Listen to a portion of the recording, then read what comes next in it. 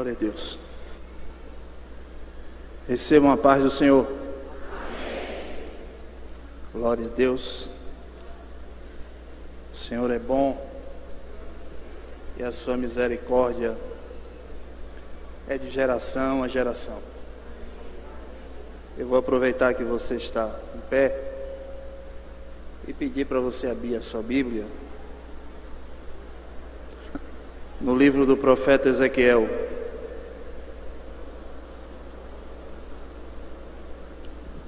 Glória a Deus. Livro do profeta Ezequiel, capítulo 20.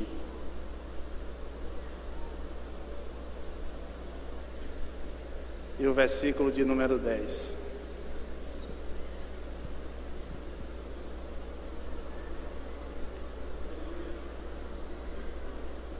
Glória a Deus. Enquanto você acha, eu gostaria de louvar a Deus pela oportunidade que Ele nos concede de ministrar Sua Santa Palavra.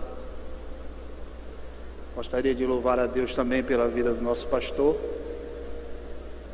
pela vida do pastor Paulo, primeiro vice-presidente, também pela vida do pastor Osni, pela vida dos demais pastores.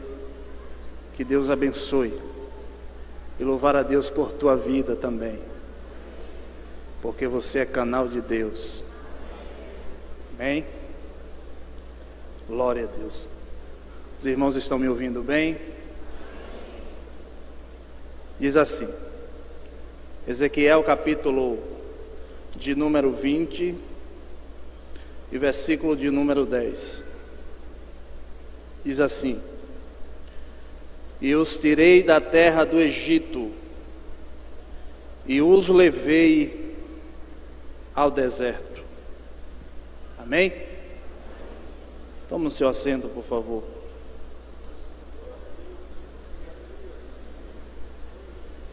Glória a Deus. E os tirei da terra do Egito, e os levei ao deserto. Quando Deus estava conversando com Moisés no Monte Sinai, no capítulo 3 do Êxodo, e Deus falava com Moisés acerca do seu desejo de livrar Israel da mão dos egípcios, no capítulo 3 do Êxodo e o versículo 8, Deus vai falar o seguinte para Moisés. Deus vai dizer: desci para livrá-los da mão dos egípcios e fazê-los subir desta terra para uma terra boa e larga, a terra que emana leite e mel. Então Deus vai falar com Moisés no monte, que iria livrar o povo do Egito e iria levar o povo a uma terra boa e larga, a uma terra que emanava leite e mel. Só que no versículo que nós lemos, Ezequiel 20, o versículo 10, Deus vai usar a boca do profeta e vai dizer que de fato tirou o povo do Egito, mas levou o povo ao deserto. Até parece que os dois versículos entram em contradição, a gente vê uma pequena contradição, porque Deus tinha falado com Moisés que ia tirar do Egito e levar a terra que emana leite e mel. Mas só que ele disse que tirou do Egito e levou ao deserto. Então não precisa a gente ser muito inteligente para perceber que esses dois versículos não têm contradição nenhuma. Porque nós Sabemos que existe um tempo nesses dois versículos que faz toda a diferença. Ou seja, quando Deus falou com Moisés, Ele estava falando de algo futuro. Vou tirar e vou levar. Quando Ele falou pelos lábios de Ezequiel, Ele falou de algo presente. Tirei e levei. Aleluia.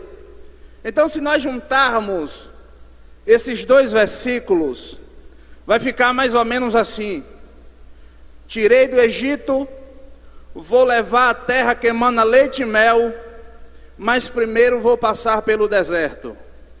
Aleluia.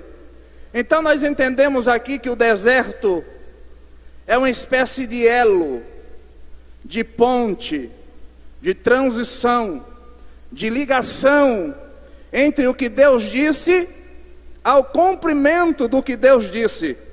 O deserto aqui é uma espécie de ligação do que Deus prometeu a Moisés no monte ao que Deus ia cumprir com Israel na terra de Canaã. Ou seja, Israel iria sair do Egito, mas antes de entrar na terra, ia passar pelo deserto. O deserto era algo inevitável, aleluia, na vida de Israel e de Moisés. Então, baseando-me nesses dois versículos, nesse texto que nós acabamos de ler, eu gostaria de trazer uma mensagem de Deus ao teu coração, debaixo de um tema. Permita eu colocar um tema aqui: as 3 fases do deserto. Os 3 períodos do deserto. E é bom lembrar, eu sei que você sabe que deserto para nós hoje é tudo e qualquer coisa que nos aflige. É tudo e qualquer coisa que tire a nossa paz. É tudo e qualquer coisa que por um tempo prolongado nos traga angústia, preocupação. Dizem que para toda regra há exceção, mas para esta regra aqui não existe exceção. Todos, absolutamente todos, que de Deus têm um propósito e que de Deus têm uma chamada, irão passar, estão passando ou já passaram pelo deserto. Isso aqui é inevitável. Deserto é inevitável, não tem negociação. Depois que Adão pecou, da queda de Adão até a prisão de João na ilha de Pátimos, a gente vai ver na Bíblia que todos que Deus chamou, todos que Deus prometeu para fazer ou para dar algo, tiveram que passar por um deserto.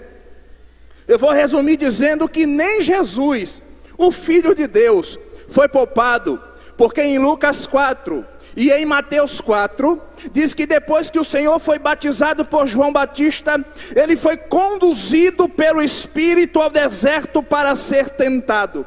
Então nem Jesus, nem o nosso Senhor foi poupado por Deus de passar pelo deserto. Então o deserto é algo inevitável. Bendito seja o nome do Senhor. Todos que de Deus receberam um chamado, passou, vão passar ou vão passar, passaram, passou ou vão passar pelo deserto. Aleluia. É inevitável. Glória ao nome de Jesus. Então, baseando-me nesse contexto, eu descobri na Bíblia, ou nesse texto aqui, que o deserto tem pelo menos 3 fases. Aleluia. E para ser bem objetivo, a primeira fase do deserto é a fase da provação. É aquela fase onde Deus coloca o indivíduo, a pessoa, o homem ou a mulher, para ser provado. Deus coloca uma pessoa para ser provado no deserto. A primeira fase é a fase da provação. A primeira fase que nós encontramos quando entramos no deserto é a fase da provação. É nessa fase que as aflições chegam. É nessa fase que chegam as perseguições, as angústias. É nessa fase, a fase da provação, que vem as desilusões do que Deus disse. É nesta fase que a saúde falta, o dinheiro termina. É nesta fase que os amigos vão embora. É nesta fase que o problema que a gente pensou que nunca iria vir, aparece, e de surpresa. Aleluia. É nesta fase que a gente fala aquilo que todo mundo já falou. E se você não falou ainda, vai falar. Se preocupe não. É nesta fase que a gente diz assim: Deus nos esqueceu, Deus nos abandonou, porque a provação é intensa. É nessa fase que a gente fala: Deus esqueceu do que Ele disse, Deus esqueceu do que Ele falou. Aleluia. Então cabe uma pergunta aqui, irmãos, porque é fato que Deus coloca na provação, Deus coloca nesta primeira fase, na fase da provação. Mas por que Deus prova? Porque cabe essa pergunta: por que Deus prova? Por que Deus coloca alguém no deserto para ser provado, para ser lapidado? Será que é porque Deus gosta do sofrimento do seu povo? Será que Deus coloca alguém no deserto da provação é porque Deus sente prazer em ver os seus filhos sofrendo? Será que é um meio de castigar os seus servos? Será que é porque Deus quer mostrar alguma coisa ao diabo e por isso Ele coloca alguém nesta primeira fase, nesse deserto da provação? É claro que não. Aleluia. Bendito seja o nome do Senhor. Então por que Deus prova? E eu encontrei na Bíblia Sagrada algumas respostas, meio que superficial, é claro, rasa. Por que Deus prova alguém? Por que Deus coloca a pessoa no deserto? E quem vai explicar isso para a gente direitinho é Moisés. Moisés, a gente sabe que a sua vida foi dividida em 3 fases: 40, 40 e mais 40. E as 2 primeiras fases de Moisés vai nos ensinar, os primeiros 80 anos da sua vida, vai nos ensinar, ou pelo menos dar uma pincelada, por que Deus coloca a pessoa, nos coloca no deserto da provação, nessa primeira fase. Aleluia. É Moisés que vai nos ensinar. E a gente vai encontrar a história de Moisés no livro do Êxodo, capítulo 2. Aleluia. Vai dizer que Moisés passa os primeiros 40 anos da sua vida num palácio. O texto vai dizer que Moisés cresce num palácio e era chamado filho da filha de Faraó. Aleluia. Estevão, quando estava doutrinando os fariseus acerca da Bíblia, quando estava prestes a ser apedrejado, no capítulo 7 e o versículo 22 do livro de Atos, vai dizer que Moisés, ele cresceu, viveu 40 anos no Egito e foi ensinado, aleluia, acerca de toda a ciência do Egito. Ele vai dizer que Moisés foi instruído em toda a ciência egípcia. Então o que Estevão está dizendo é que Moisés não apenas cresceu, aleluia, como um hebreu num palácio. O que Estevão está dizendo não é que apenas Moisés foi alguém que viveu num palácio. Ele diz que Moisés foi instruído em toda a ciência. Moisés, ele foi educado nos melhores colégios do Egito, você sabe disso, em toda a ciência. Ele não fala que Moisés foi instruído em uma matéria especial, em uma área especial. Moisés foi instruído em todo o conhecimento egípcio. Aleluia, ele frequentou as melhores setores de ensino do egípcio.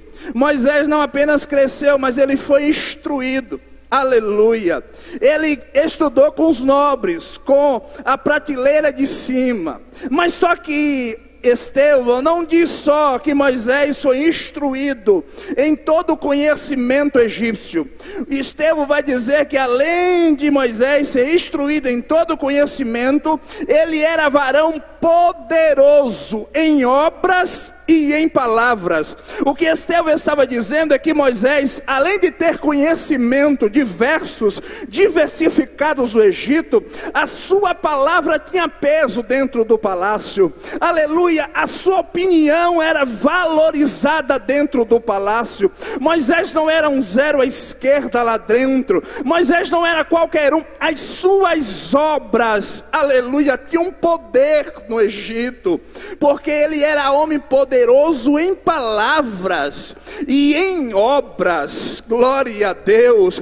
Quando Moisés fazia alguma coisa, empreendia alguma coisa, os egípcios valorizavam, porque Moisés tinha posição. O que Estevão estava dizendo é que Moisés tinha posição lá no palácio, Moisés tinha status lá no palácio, Moisés era querido no palácio, Moisés estava na corte alta do palácio. O historiador Flávio Joséfo chega a dizer que Moisés liderou um exército egípcio ao sul do Egito e foi vitorioso. Então Moisés não era só poderoso em palavras, em obras e em conhecimento. Aleluia, a história vai dizer também que ele era guerreiro, hábil e entendido em guerra.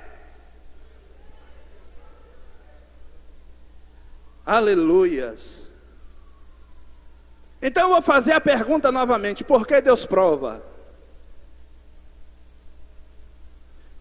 E Moisés vai responder.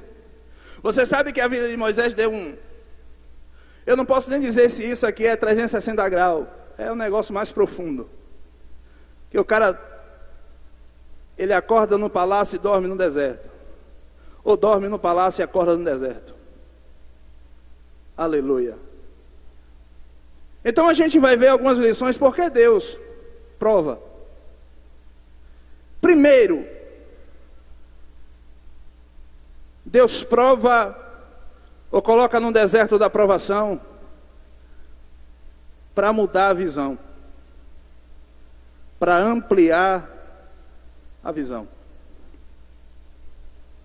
O texto vai dizer que Moisés, capítulo 2, versículo 11 e 12. O texto vai dizer que Moisés, já sendo grande, já sendo homem, ele sai do palácio e vai visitar seus irmãos. E quando ele chega, ele flagra um egípcio batendo ou maltratando um hebreu. O texto vai dizer, olha só o que é que está escrito, capítulo de número 2, versículo 12. Vai estar escrito assim: e vendo Moisés, versículo 11, ele vê o hebreu sendo afligido pelo egípcio. Aí o capítulo 2, o versículo 12, vai estar escrito assim: e olhando Moisés de uma e de outra parte, e não vendo ninguém, matou o egípcio e enterrou na areia. Aleluia. Então observe que a visão de Moisés era uma visão oportunista, circunstancial.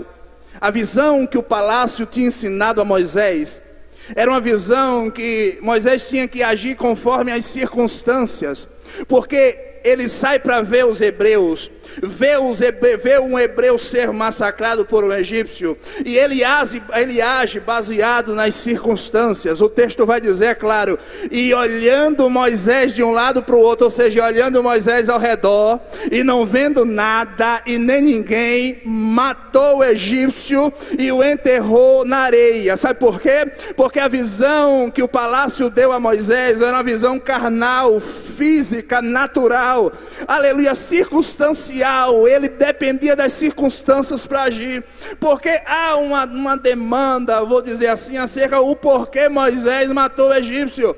Aleluia, na minha visão, que é rasa, eu já disse, ele matou porque ele quis, ele matou porque teve a oportunidade de matar, ele matou porque a visão dele era essa. Olha, ele olhou de um lado e do outro e não viu ninguém. Se a gente analisar o texto, a gente vai perceber o seguinte: Moisés viu ali uma oportunidade de se dar bem. Aleluia. Por quê? Porque o texto fala que ele olha de um lado e do outro, não vê ninguém, mata. É mais ou menos assim o que ele pensou. Eu acho que o texto me dá condições de pensar aqui. É mais ou menos assim: eu mato o egípcio, fico bem com os hebreus, enterro o egípcio na areia e continuo bem com o palácio. Porque eu matando o egípcio, vou criar ponto com os hebreus, porque para isso eu vim. E enterrando o egípcio na areia, ninguém descobre, e eu fico com moral num palácio, a minha moral permanece. Ou seja, todo mundo sai ganhando, todo mundo sai na boa. Aleluia, porque a visão que o palácio tinha introduzido nele era essa, uma visão oportunista, uma visão de se dar bem. Mas só que o texto fala que o plano dá errado, e Moisés sai do palácio e vai para o deserto. Agora observe o que acontece com Moisés. Moisés passa 40 anos no deserto, não é verdade?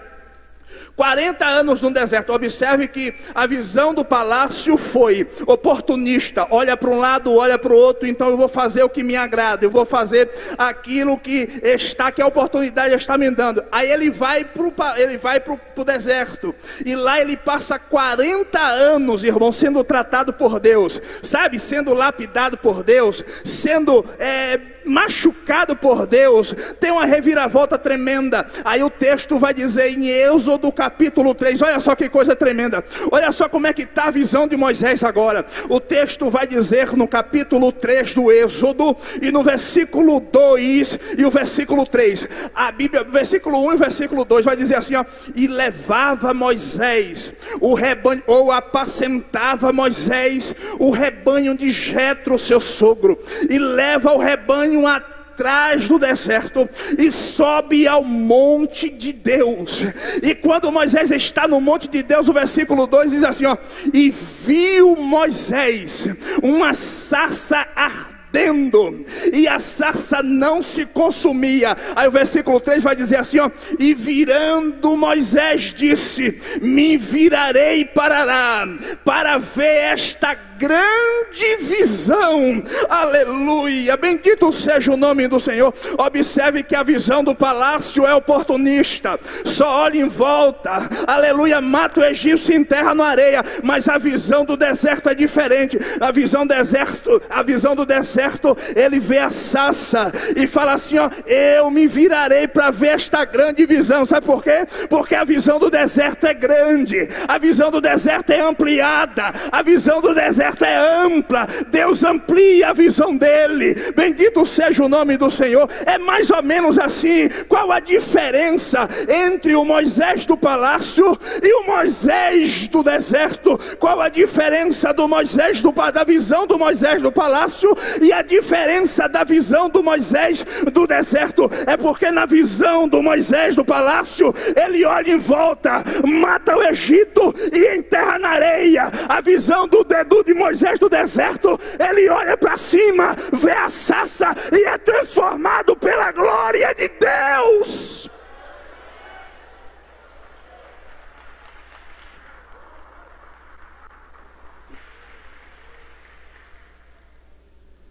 Aleluia.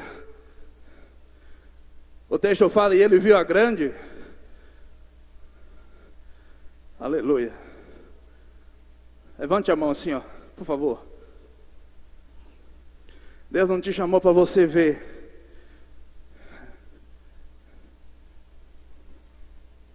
Eu vou usar um texto aqui igual a galinha, igual a codorna. Ver as circunstâncias. Agir pelas circunstâncias.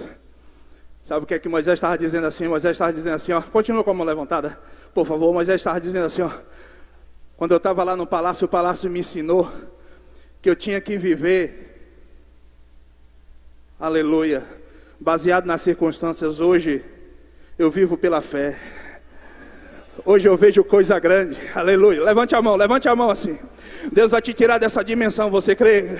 Aleluia. Eu ministro sobre a tua vida que você vai parar de ver aquilo minúsculo, pequeno, circunstancial. Você vai começar a ver visão grande de Deus. Moisés viu sarça, aleluia, e disse assim: me verei para ver esta tão grande visão. Então você vai ver coisa grande de Deus.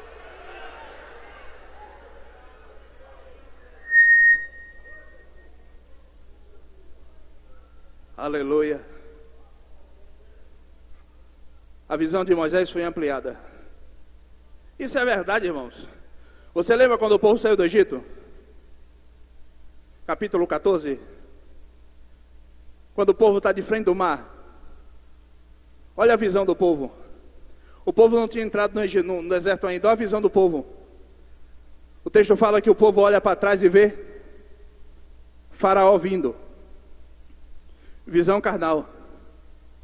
O texto fala que o povo olha para os lados e vê os montes.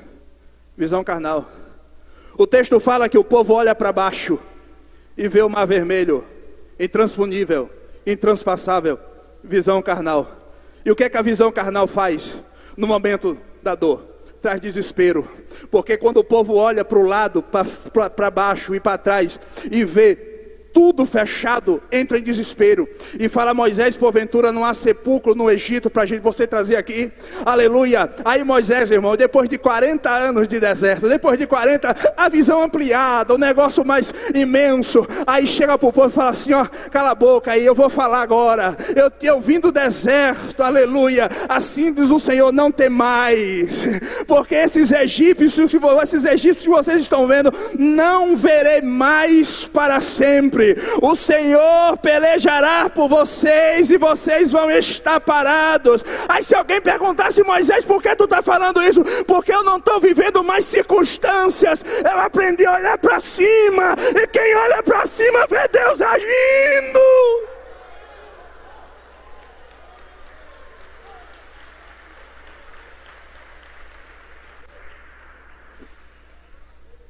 Aleluia. Agora eu não estou mais baseado no que eu vejo. Eu não estou mais baseado no mar, em Faraó, nas montanhas. Agora eu olho para cima. Aleluia.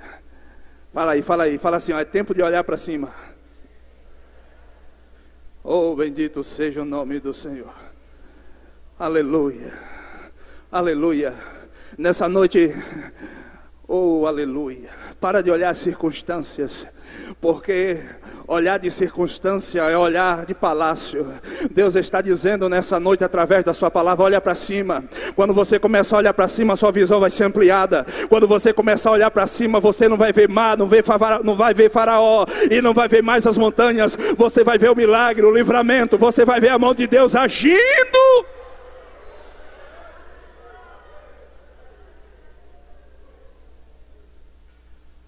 Por que Deus prova?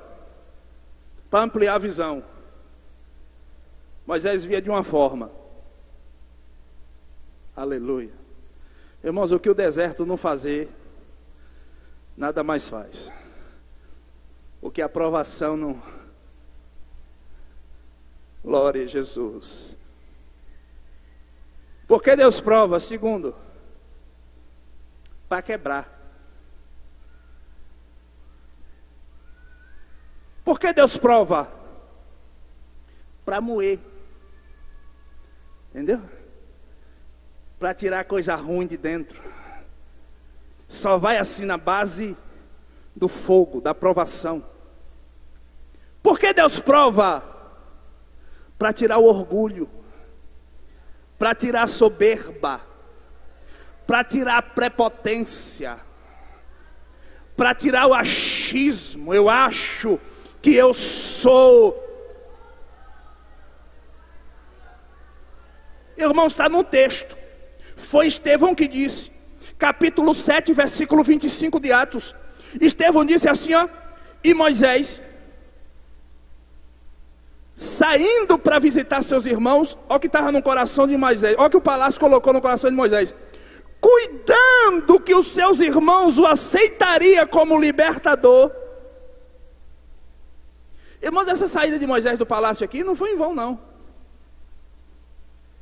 Ele vai sair porque ele vai querer uma reunião lá no arraial dos hebreus para fazer uma estratégia de guerra.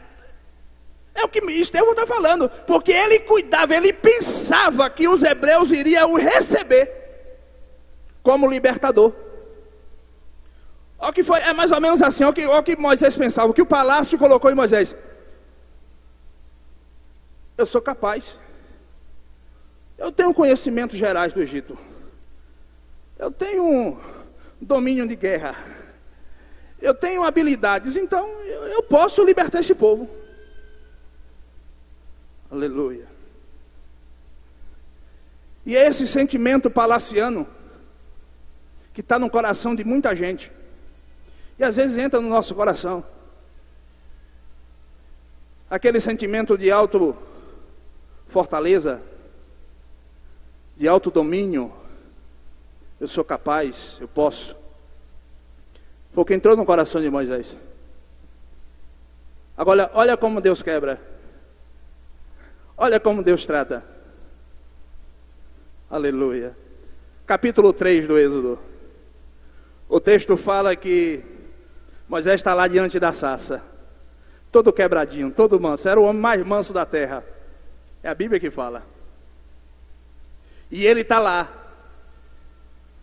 E o texto vai dizer, aleluia, que Deus vai falar. Aí vai falar assim, capítulo 3, versículo 10 e 11. Moisés, vem, porque eu te enviarei a libertar Israel do Egito. Olha o que o deserto faz. Versículo 11. Moisés disse assim: quem sou eu para que vá no Egito a Faraó e liberte Israel? Aleluia. Observe que quando os 40 anos de palácio falou para Moisés que ele cuidava que os seus irmãos iriam o receber como libertador, no seu coração, eu não estou falando que Moisés estava sendo prepotente, orgulhoso, não, eu estava falando que Moisés estava com intenção e pensava que os irmãos iam receber ele como libertador. Ou seja, se os irmãos me receber como libertador, eu tenho uma capacidade que eu aprendi, eu tenho estratégia, a gente bola um plano e embora fugir do Egito, embora sair, embora fazer uma guerra. Então, irmãos, o que o palácio produziu em Moisés foi autocapacidade. Eu posso ser, mas quando ele entra num deserto que passa 40 anos, sabe o que é que o deserto produz? Humildade produz, aleluia. Ele fala assim: quem sou eu para ir a Faraó? Aleluia. Ele não diz mais eu vou, ele não diz mais eu posso. Sabe por quê? Porque Deus moeu ele no deserto e ele disse assim: ó Deus, eu não posso ir. Por 5 vezes Moisés rejeita ir para o Egito, irmão. Sabe por quê? Porque Deus quebrou ele.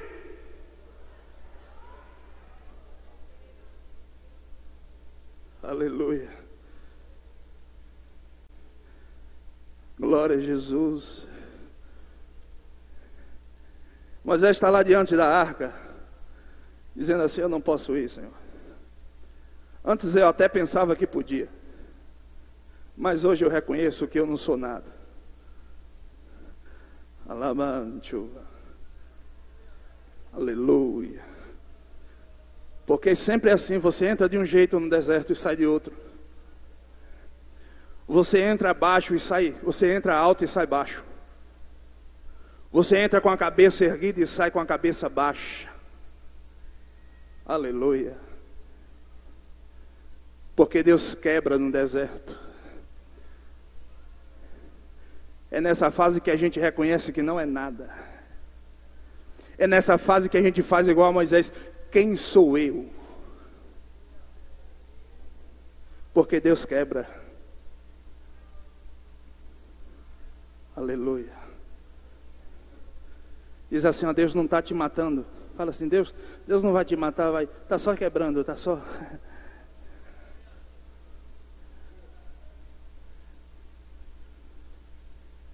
E desse negócio de quebrar, Deus entende, irmãos. Esse negócio de moldar, Deus entende. Aleluia. Quando a gente fala assim, ó, quebrou o vaso, a gente só lembra de Jeremias, é ou não é? Capítulo 18. A Bíblia fala que Deus vai chegar para o profeta e dizer assim: desce à casa do oleiro, porque lá eu vou fazer você ouvir minhas palavras. O texto fala que Jeremias desce à casa do oleiro. Aí vai estar escrito assim, ó: e descia a casa do oleiro. Isso aqui, irmão, é tremendo. Eu amo esse texto. O profeta vai dizer assim, ó: e descia a casa do oleiro, e viu o oleiro fazendo a sua obra sobre as rodas. Aí ele vai falar assim, ó: e eu prestei atenção que o vaso quebrou na mão do oleiro. E o oleiro pegou o vaso que quebrou na sua mão e fez outro vaso conforme, aleluia, conforme pareceu bem aos seus olhos. Observe o que o profeta viu. O profeta não viu o vaso cair e quebrar. O profeta não viu o oleiro lançando o vaso no chão de propósito. O profeta viu o vaso quebrar na mão do oleiro e ficar na mão do oleiro. O vaso quebra na mão do oleiro e permanece na mão do oleiro, e o oleiro da mesma massa faz outro vaso. Sabe o que é que Deus está falando para a gente? Deus está falando para a gente assim, ó: eu quebro, mas não jogo fora. Eu quebro, mas não deixo cair. Eu quebro, mas tenho controle.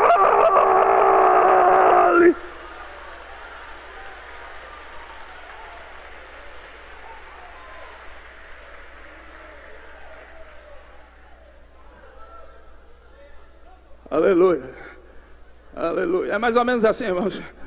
O vaso está na mão, o vaso quebra na mão, mas não cai nem um pedaço no chão. Pode ler, o profeta vai dizer: e vi que o vaso que estava na mão quebrou na mão, e ele fez do barro que estava na mão outro vaso. Fala assim, ó: está quebrado, mas está na mão. Diz assim: está quebrado, mas está na mão dele. Fala assim, ó: tá desse jeito, não se preocupa não, mas está na mão dele. Ainda está na mão dele, viu? Você olha para o vaso e fala assim: meu Deus, quebrou tudo. Mas a palavra de Deus está dizendo: está na mão ainda. Não caiu da mão não, ainda continua na mão, ainda está na mão do oleiro.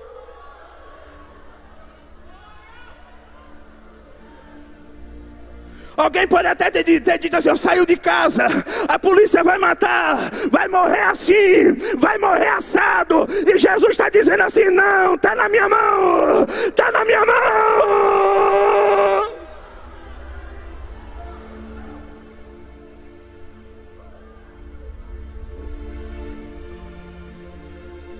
Aí Moisés, todo quebradinho, irmão, todo quebradinho, diz assim: quem sou eu? Homem mais manso. Aleluia. Porque deserto traz humilhação. Não humilhação no sentido de te humilhar, mas humilhação no sentido de a gente se humilhar. Porque tem muita gente que fala assim: os humilhados serão, e diz que está na Bíblia. Mas a Bíblia não fala isso. Porque tem muita gente humilhada que está morrendo humilhada, é ou não é? Tem muita gente que foi humilhada e morreu humilhada, e vai morrer humilhada. Aleluia. Porque é uma diferença muito grande entre você ser humilhada e você se humilhar. Aleluia. Observe o que foi que o Senhor disse do homem que estava orando. Lucas capítulo 18, versículo 14, se não me falha a memória. Jesus disse assim, ó, porque aquele que a si mesmo se humilhar, será? Aquele que a si mesmo se exaltar, será? Mas aquele que a si mesmo se humilhar, será exaltado. Então exaltado não é quem é humilhado, exaltado é quem se humilha. Aleluia. Tem gente dizendo assim, ó, estou sendo humilhado, mas está orgulhoso. Estou sendo humilhado, mas está do mesmo jeito. Deus não faz nada. Mas quando ele disse assim, ó, estou sendo humilhado, mas vou me humilhar, a Jeová fala, agora eu vou fazer a diferença. Então vira para o irmão que está do teu lado e fala assim, te humilha. Fazer igual o pastor, te humilha, pô. Aleluia. Porque o deserto produz isso, humilhação. Olha só a resposta de quem vive no deserto. Lucas capítulo 1, versículo 80. Diz que João Batista crescia e se fortalecia no deserto. Aí em João capítulo 3, versículo 34, se não me falha a memória, chegaram os discípulos de João e disseram assim, rapaz, aquele que tu batizou, batiza mais gente do que tu lá no Jordão e tal. Aí João Batista disse assim, rapaz, aquele que é de cima é maior de quem é de baixo. O homem não tem nada se do céu não for dado. Aí olha só a resposta de quem vive no deserto. Diz assim, ó, importa que ele cresça e que eu diminua. Importa que ele suba e que eu desça. Aleluia. O deserto não é para você ficar humilhado, não é para você, não é para te matar. O deserto é para melhorar você. Deus está te quebrando para te melhorar.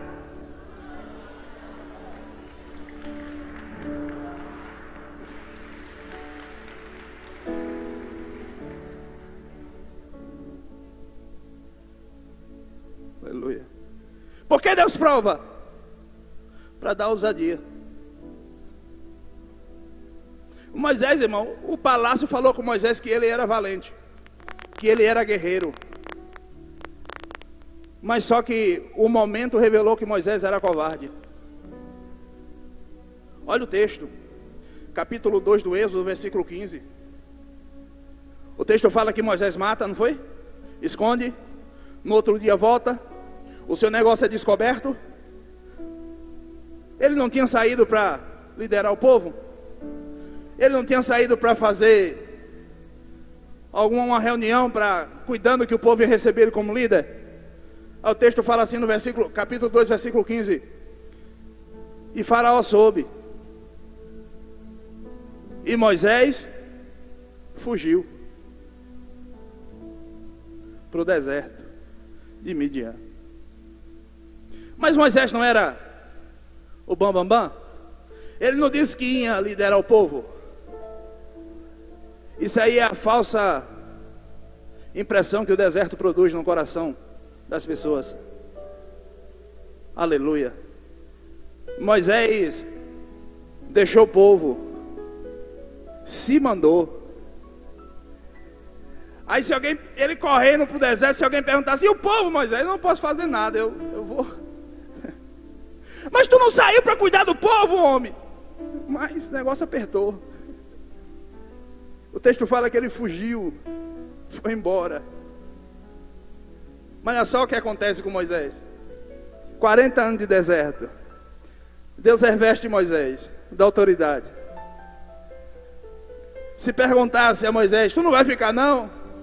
Ele dizia assim, ó, antes o povo escravo do que eu morto. Vou embora. 40 anos de deserto. Êxodo capítulo 32. O povo peca, faz o bezerro.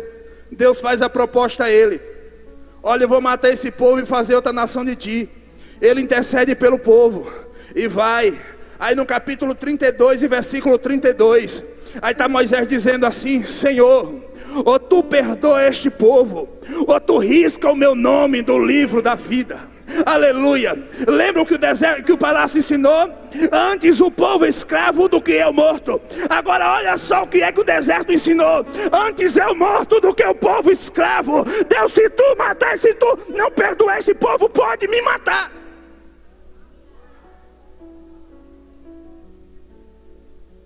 Porque Deus dá ousadia. Aleluia. A doutrina do palácio era: foge. A doutrina do palácio é essa: deu errado, divorcia. Quebrou, baixa a cabeça. Está triste, tira a vida, entra em depressão. Só que a palavra de ordem do deserto, você pode ver, desde o dia que Deus encontrou Moisés, era essa: vai, esforça-te. Entra Faraó, fala, eu sou contigo, tu verás. Então a palavra de ordem do deserto, aleluia, é avança. Diz ao povo que marcha.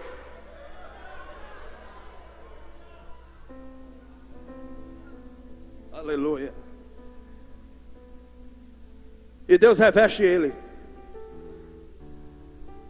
Agora olha só que interessante, capítulo 4. Deus vai olhar para Moisés e dizer assim: que é isso em tua mão? Foi assim que ele falou? E Moisés disse assim: é uma vara. Mas o certo aqui não era Deus perguntar a Moisés: Moisés, o que é isso em tua mente? E Moisés ia responder: é conhecimento, é dinâmica. O que é isso em tua mente, Moisés? É ciência, é capacidade. Mas Deus não pergunta isso. Deus pergunta: o que é isso em tua mão? E ele disse: uma vara. É como se Deus estivesse dizendo assim: ó Moisés, o que é mais poderoso? O que está na tua mente ou o que está na tua mão? E com certeza Moisés ia dizer assim: o que está na minha mente. Mas Jeová responde: para tu saber que eu sou o que sou, eu vou usar o que está na tua mão e não o que está na tua mente. Aleluia. Porque Deus reveste e tira o camarada do palácio, que era o bambambam, e volta ele com uma vara na mão e faz coisa extraordinária. Sabe por quê? Porque Deus não está olhando capacidade de A e de B. Deus não está olhando recurso de A e de B. Deus está vendo que, aleluia, Deus está percebendo, Deus está olhando, Deus está procurando gente que fale assim: meu Deus, eu não posso, mas tu pode. Eu não sou, mas tu é. Eu não faço, mas tu faz.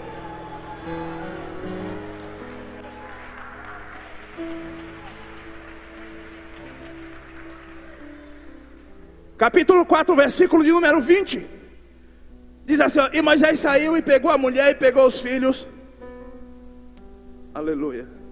E disse assim, ó. E o texto diz: e Moisés pega a vara de Deus e vai para o Egito. A vara não era mais de Moisés, era de Deus agora. Aleluia.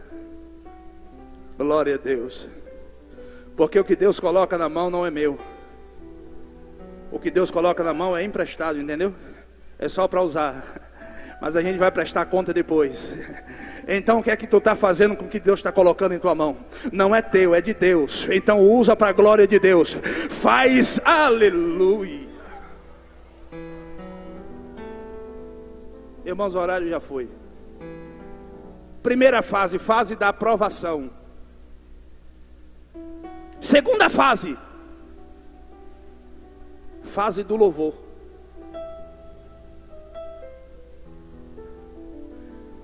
Irmãos, porque só o deserto, a gente vai perceber isso, irmãos, na gente mesmo, naquele dia que a gente está bem, entendeu? Só o deserto vai produzir um louvor puro, um louvor sincero, não é não? Aquele dia que tu está bem angustiado, está com vontade de largar tudo, mas daqui a pouco tu está louvando, e tu mesmo se assusta com tu mesmo, assim, olha esse louvor aqui, vai subir, e vai mesmo, porque o deserto, sabe, espreme aquele louvor sincero, aleluia. O Satanás todo dia ouvia Jó louvando a Deus, todo dia. Lembra da pergunta? Que tem visto na terra, tem visto meu servo Jó? E Satanás tem visto. Então todo dia ele ouvia. Mas quando a prova chegou, que Jó disse assim, ó, que a Bíblia fala, e Jó adorou. Nu saí do ventre da minha mãe e nu tornarei. Irmãos, aquilo foi uma bomba nos ouvidos do diabo. Aquele negócio foi diferente, porque foi profundo, foi sincero. E Deus, ele procurou, ele, ó, capítulo 3, versículo 18. Deus vai dizer assim, ó, Moisés, tu vai para o Egito, vai libertar o meu povo, vai andar caminho de 3 dias e vai sacrificar a mim no deserto. Capítulo 5 do Êxodo, Deus vai falar, Moisés vai a Faraó e fala para Faraó, liberta meu povo, para que o meu povo vá para o deserto e celebre uma festa a mim no deserto. Então observe que Deus, ele quer ser honrado. Aleluia. Se você está passando por esse momento de provação, pelo amor de Deus, não murmura não, porque a expectativa de Deus é que você adore. A expectativa de Deus é que você o exalte. A expectativa de Deus é que você, aleluia, o reconheça no que você está passando.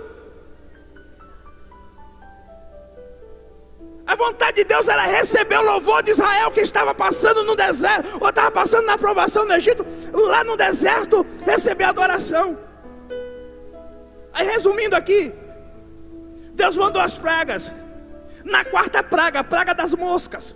A casa de Faraó está infestada de mosca. O terreiro, o campo, as casas. Aí Faraó chama Moisés e diz assim, Moisés, escolhe um lugar aqui, velho. Eu vou usar assim para ficar bem. Ó, escolhe um lugar assim, aqui no Egito. Qualquer lugar que tu quiser, pelo amor de Deus. E faz um culto a esse Deus teu. Ele não quer ser adorado no deserto? Faz um... Pode ler. Capítulo 8 de Êxodo, versículo 25. Faraó diz assim, ó, arranja um lugarzinho aqui, no Egito mesmo, e adora. Aí Moisés diz assim, não funciona assim não, Faraó. Por que, Moisés? Porque nosso Deus não se mistura. Nosso Deus não divide glória com ninguém. A glória é só dele. Aqui no Egito tem muitos deuses, Faraó. E Deus não vai se misturar com esses deusinhos aqui do Egito. Em outras palavras, sabe o que Moisés falou a Faraó? Moisés estava dizendo assim, olha Faraó, Deus não quer ser mais um Deus adorado aqui no Egito. Deus quer ser o único Deus adorado lá no deserto, pelo seu povo. Aleluia. Bendito seja o nome do Senhor. Porque Deus... Eu vou encerrar aqui, irmãos, o horário não vai dar, mas eu vou contar só isso aqui. A Bíblia fala no segundo livro dos Reis, capítulo 3, que Jorão começa a reinar em Israel, o filho de Acabe. Aí depois que Acabe morreu, o rei dos Moabitas, o rei de Moabe, se revoltou e não quis mais pagar tributo a Israel. Então Jorão vai e chama Josafá, que nesse tempo estava reinando lá em Judá. E ele convida a Josafá para ir à guerra com ele. Josafá responde dizendo, eu irei, eu levarei meus homens, meus carros e tal. E o texto vai dizer que esses 3 reis, Jorão, rei do Egito, Jorão, rei de Israel, o rei de Edom, que a Bíblia não menciona o nome, e Josafá, sobem para a guerra, pelo caminho do deserto de Edom. Aleluia. E o texto vai dizer que quando eles deram 7 voltas no deserto de Edom, faltou a água, faltou a comida. E aqui rapidamente, irmãos, está 3 classes de pessoas representadas por esses 3 reis que estão no nosso meio e que a gente faz parte de alguma delas. Primeiro, a turma dos murmuradores, que são representados pelo o rei de Israel. Quando faltou a água e faltou a comida, Jorão começou a dizer, Deus nos trouxe para o deserto para nos matar. Deus nos trouxe. Isso aí, irmão, parecia uma pingueira. Porque até a hora que ele chegou na presença do profeta, ele falou: Deus nos trouxe, sabe? Aquele negócio típico de murmurador. Você conversa com ele, ele murmura de manhã, murmura de tarde, murmura de noite. É um negócio que chega a dar uma fadiga de tanta palavra contrária e de tanta ruindade. Era Jorão. Deus não, e o bicho nem a Deus temia. Mas não é assim? O murmurador é assim, ó. Ele faz as coisas, aí bota a culpa em todo mundo. Quando não tem mais ninguém para botar a culpa, ele bota a culpa em Deus. É o que Jorão falou. Foi Deus que nos trouxe. Ele nem consultou a Deus, foi Deus que nos trouxe. Deus quer nos matar. Então Jorão representa a primeira classe, que é a classe dos murmuradores. O rei de Edom, a Bíblia não cita o nome dele. Representa aquela classe de pessoas neutras na igreja. Você já viu? Para ele, tanto faz como tanto fez. É mais ou menos assim: eu quero que o mar pegue fogo para ver se eu como algum peixe assado, porque para mim o culto é frio, ele não liga. O culto é quente, ele não liga. Jesus salva, ele não liga. Jesus não salva, ele não liga. Ele é indiferente. Você pergunta a ele: você vai para o céu? Eu não sei. Você vai para o inferno? Eu não sei. Ele não sabe de nada. Ele passa o dia, o culto todo olhando mensagem no WhatsApp. Esse tipo de gente que você não sabe, é neutro. Era Edom, o rei de Edom. Ele foi o caminho todo sem dar uma palavra, e a Bíblia nem menciona o nome dele. Agora existe a outra classe, para resumir, a classe representada por Josafá. E eu acredito que dessa classe aqui tem a classe dos adoradores. Quem é da turma de Josafá, levanta a mão. Aleluia. Aqui está Josafá representando a turma dos adoradores. Glória a Jesus. Olha como é que o adorador se comporta. A água acabou, o pão acabou, os animais estão com fome, os servos estão com fome, ele está com fome, está todo mundo com fome. Jorão está murmurando igual um condenado do lado. O rei de Edom está indiferente, não fala nada. Para ele tanto faz morrer como viver. Aí ele vai abrir a boca e vai dizer assim: porventura não existe aqui algum profeta para nós consultarmos a palavra de Deus? Porque o adorador é assim: no meio do caos ele quer Deus, na bonança ele quer Deus, aonde ele estiver ele quer Deus. Aí alguém gritou assim, ó: Eliseu, que deitava água nas mãos de Elias, o servo de Elias. Bora consultar ele. E foram. Aleluia. E Jorão murmurando, irmãos. Jorão chega na presença de Eliseu e diz assim: Deus nos levou lá, Eliseu, para nos matar. Mas só que o adorador faz diferença. Amém? Olha o que foi que Eliseu disse assim: se não fosse pela presença de Josafá, eu não te ouviria, Jorão, e nem te respeitaria. Mas porque tem um adorador aqui, ele vai fazer a diferença. Aleluia. Aí o adorador fala: consulta a Deus pra gente. Olha só que tremendo. Aí Eliseu vai dizer assim, ó: trazei-me um tangedor, ou um arpista, ou músico, dependendo da tradução.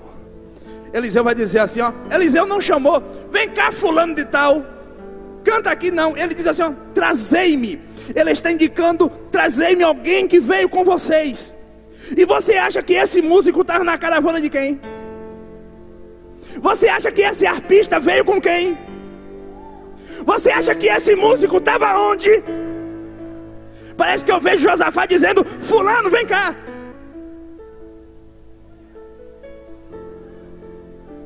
Irmão, está escrito assim, eu não estou alterando nada.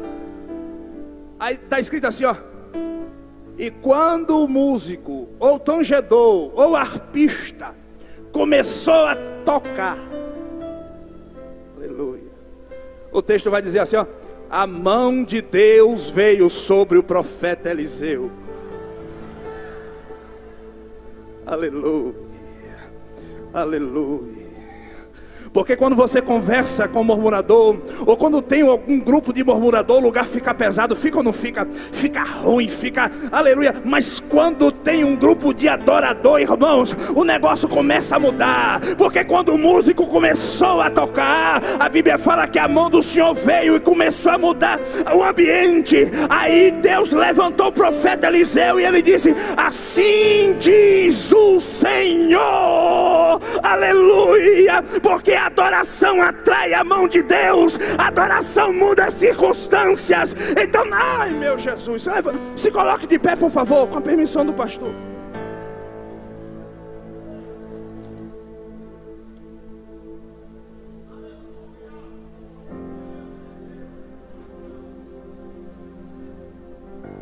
Irmãos, adoração que se preze, ela tem que ser espontânea. É ou não é? Se eu falo para você aqui, adore porque Deus vai fazer lá, eu estou maculando a sua adoração, mesmo sem querer. Porque a sua mente entende que você tem que adorar para Deus fazer. Só que adoração precisa ser espontânea. Porque se não for espontânea, aleluia, glória a Jesus. Então eu não vou pedir para você adorar agora. Enquanto o pastor Josafá louva um hino, rapidinho. Porque senão eu vou te induzir a você. Eu não vou te induzir a... Eu não vou dizer para você adorar porque Deus vai fazer. Senão eu vou te induzir e você vai pensar que você vai adorar e Deus vai fazer. Mas eu convido você a adorar nessa noite, porque Deus trabalha na adoração. Aleluia. Enquanto ele louvava, a mão de Deus veio. Glória a Jesus. Observe que Paulo e Silas, eles não cantavam e oravam para Deus fazer. Deus fez porque eles cantavam e oravam. Aleluia. Não é porque você não pode cantar ou louvar para Deus fazer. Deus tem que fazer ou vai fazer porque você adora. Espontâneo. Aleluia. E enquanto você adorar aqui, sem pretensão nenhuma agora, nesse momento, eu vou ser ministro de Deus. Eu vou finalizar. A terceira fase a gente fala em outra oportunidade. Eu vou ser ministro de Deus porque a mão de Deus está se estendendo. Aleluia. Observe o que é que Deus fala. O que é que o profeta fala? Vocês vão ver água. Vocês vão ver muita água. E isso é pouco aos olhos do Senhor, porque Ele vai entregar os vossos inimigos nas suas mãos. Não brinque não, porque enquanto você está adorando aqui, Deus pode fazer além.